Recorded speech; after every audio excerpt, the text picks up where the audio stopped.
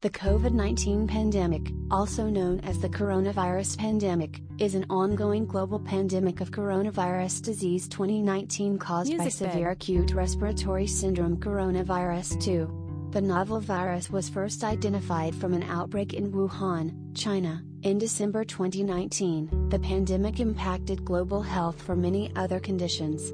A year into the pandemic, 500,000 Americans, 1 out of every 670 Americans, had died of COVID-19. In addition to the loss of life, the disease can also cause long-term illness, the effects of which may be harder to calculate. Some COVID survivors are left with long-term symptoms such as fatigue, confusion, headache, stomachache, shortness of breath, and loss of sense of smell.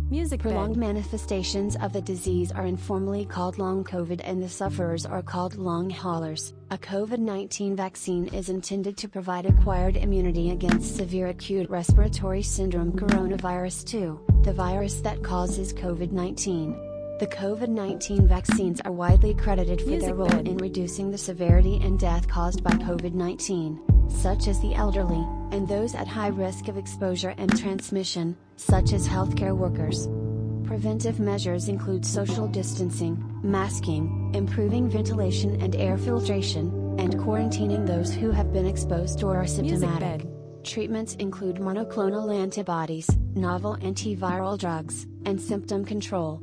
Governmental interventions include travel restrictions, lockdowns, business restrictions and closures, workplace hazard controls, quarantines, testing systems, and tracing contacts of the infected.